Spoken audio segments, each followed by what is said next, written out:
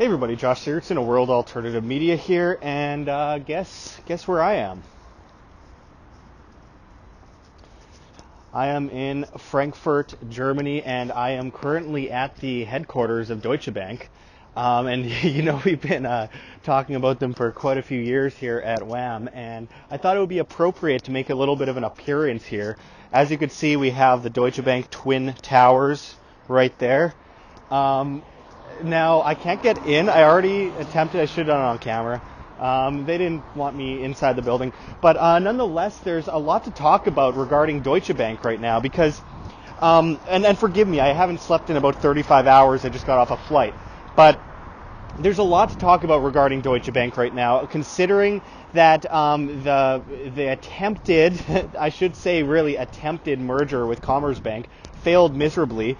And Deutsche Bank has been in a tailspin since the financial crisis of 2008. Of course, most banks have. Most of it's just been put off as long as possible, but the inevitable will still happen. And, with this attempted merger, what they wanted to do was try and save the bank with two terrible banks. Obviously, Deutsche Bank is one of the biggest banks in the world. It's the same bank that Donald Trump has his money in. And of course, recently there was news regarding Deutsche Bank attempting to, giving information on Donald Trump, financial records, etc. In the United States. Sorry, I'm just looking for the Deutsche Bank sign around here. I know there's a famous sign somewhere around here. I don't know where it is. But nonetheless, I wanted to go over something that has been standing out a lot lately, which is that shares in Deutsche Bank have dropped 3% in Frankfurt, pushing losses over the past year to nearly 40%. Does that sound like a bank that's just, in a temporary tough spot? Sounds to me like we are witnessing the very, very, very end of one of the world's biggest banks, which has been kind of pushed down to a small lender in recent days. And on top of that, we have to remember that they were pushed or told to do their redo their living will recently. Their stress tests are failing. They wanted to lay off 1 in 10 employees, and I got to watch out that no one falls from the building on top of me here. But you know what I'm talking about. We've gone into it. We reported on it a million times.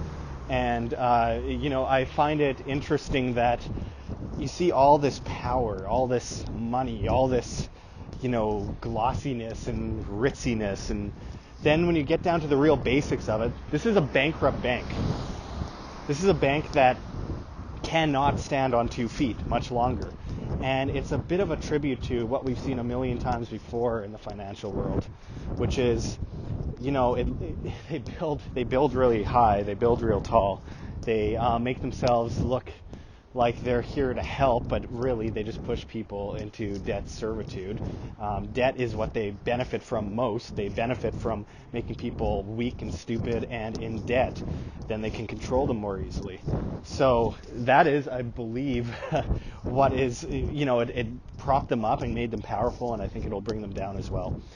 Don't mind me as I just kind of think of stuff as I walk here. I couldn't pass up the opportunity being in Frankfurt on my way out to Africa and Spain and all those places to stop by Deutsche Bank. Kind of disappointed. They seem to have taken down their gigantic Deutsche Bank sign that's so famous around here. But, oh well, it is what it is. We're at the building. But yeah, anyway, the point is, with Commerzbank merger failing in, I think it was 2 days ago or something like that, we're just seeing the shares fall. I mean, 40% is a huge, huge number for a bank. And it's just, people are being laid off left and right. They keep saying everything's fine and, speculation's stupid. Don't speculate on it. Well, I agree to an extent that speculation is dumb to a certain extent.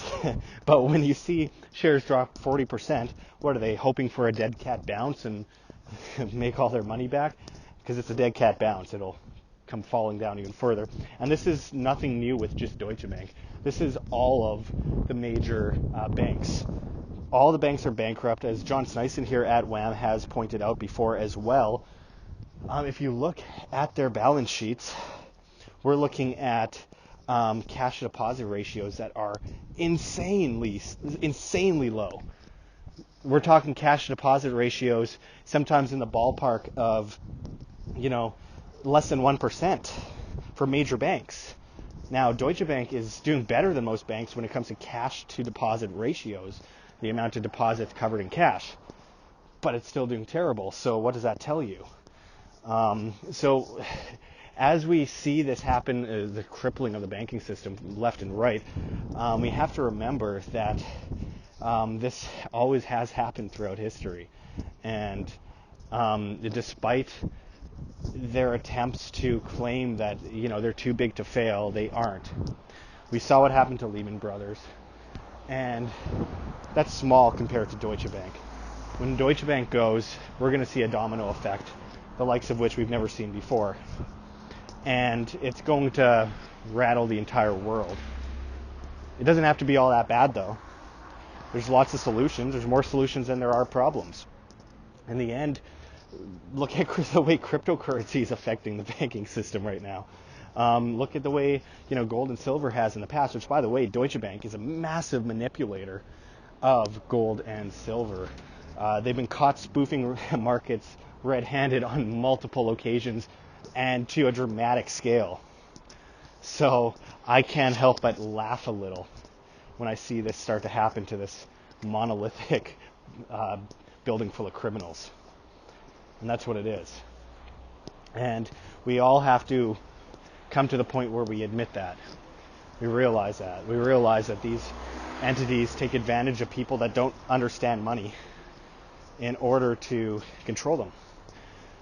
And they will continue to do so as long as we don't understand money.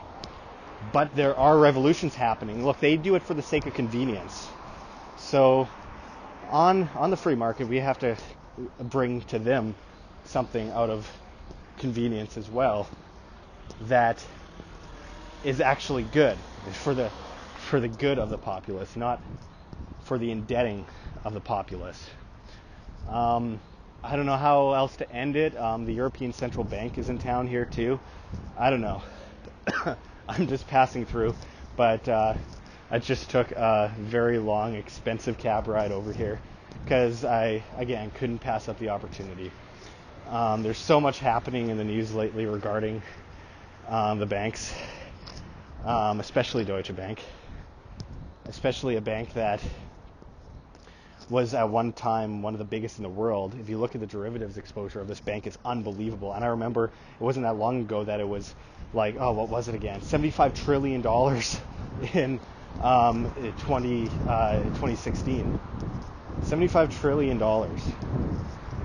That's the entire GDP of the world. So how is that in any way sustainable? It's not. That's the answer to that question. It is not. So anyway, I guess I'll close it off there.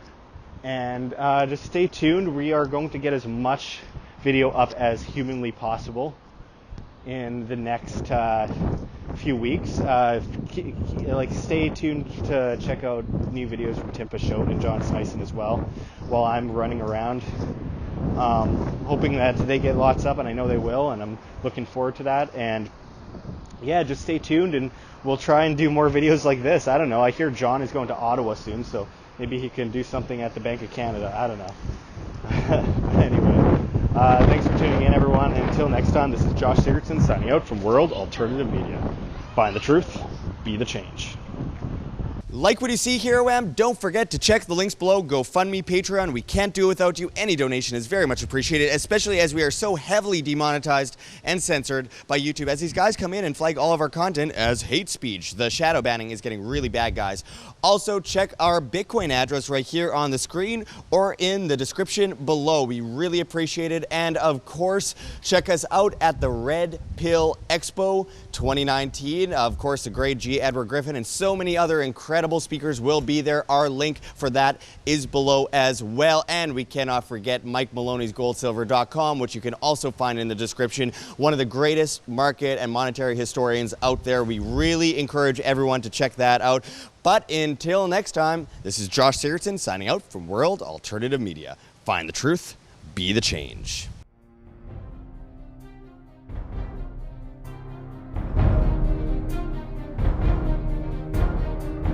I'm sure you have already changed people's minds in your young age because you're involved, and I like that.